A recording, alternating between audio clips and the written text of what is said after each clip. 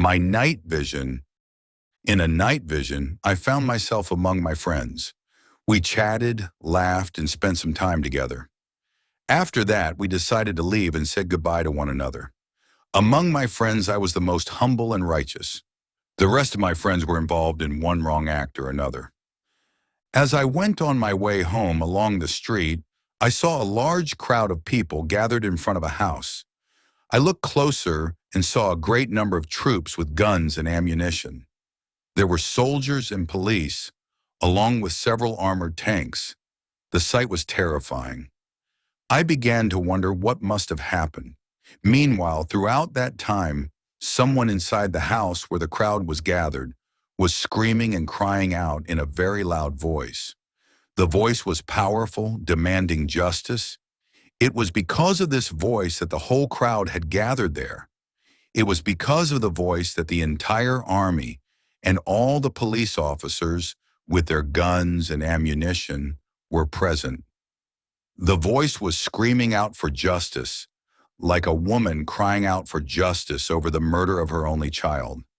It was so loud and insistent that you could hear it from afar. When I heard the unceasing voice and saw the great army, I was baffled.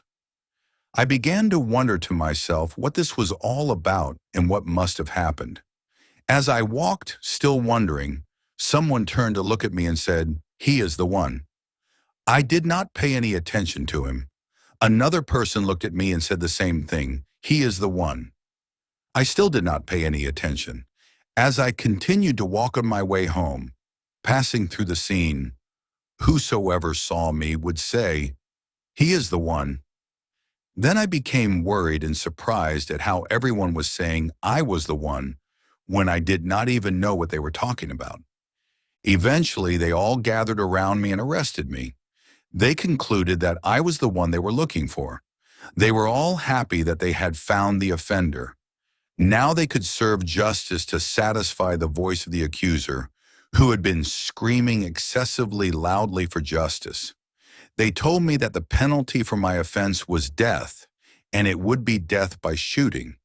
They took me to a spot where the execution would take place. I tried to ask what I did wrong, but no one was willing or even concerned enough to answer my question. I was in great distress and painful confusion because I was unaware of what I had done wrong.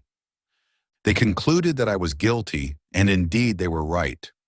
When everyone who comes and sees you says, "For sure he is the one," then you know indeed they know what they are talking about. But sadly, I did not know what they were talking about, what had happened or what I did wrong.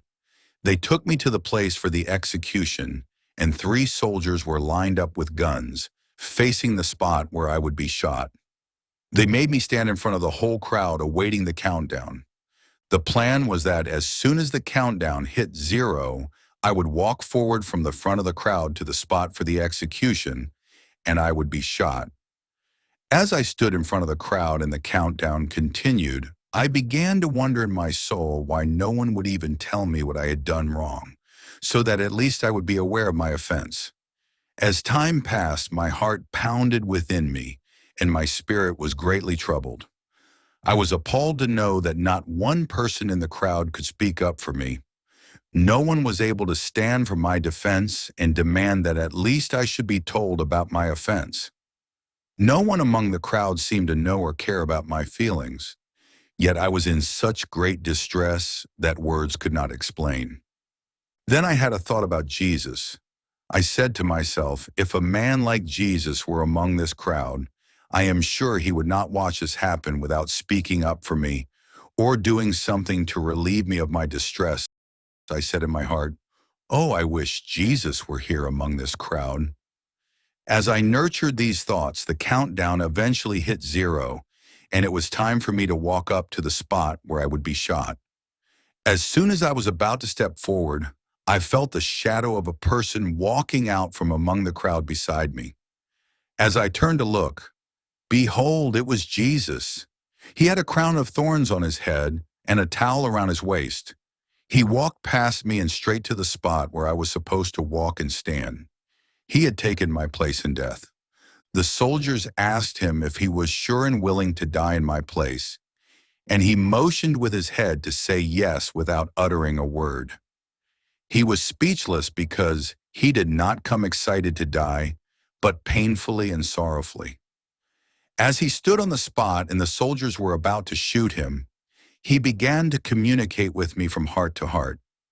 I could hear his heart speaking to my heart, explaining things to me without his lips moving. He said that God, his Father, was watching the whole scene. He said God, his Father, saw that I was unaware of my offense and that I was in great distress. He said God, his Father, knew that I was truly guilty of the offense and that the only way to serve justice was that I must surely die. He said God, his Father, feels pity for me, knowing that I am guilty and must be put to death. Yet I am unaware of my offense. He said God, his Father, cannot stop me from being killed. Otherwise, it would become an injustice. He said the Father's heart is deeply troubled watching the scene and the whole situation that is taking place. He said the Father could not hold back, so in love and pain, decided to send him, Jesus, his Son, to come and die in my place instead. He said he himself also felt pity for me and was willing to come and take my place in death. When he explained all this to my heart, I was overwhelmed with his love. His words were calm and gentle, and they touched my soul. As soon as he finished speaking to my heart, the soldiers fired at him. There were 3 soldiers with their guns, and each soldier fired a shot, making 3 shots in total. He fell to the ground and died. Meanwhile, that voice that was screaming loud and unceasingly for justice was still screaming up until the time he was shot. As soon as he was shot, the voice stopped instantly. The whole crowd began to walk away, and everyone left the scene. I was left alone, standing in front of Jesus' dead body as it lay in a pool of blood. I was deeply sorrowful, and my heart was drenched in grief as I watched his body lying dead on the ground. I stood there watching his body until it was late in the evening. I did not know what to do with the body or exactly what to do next.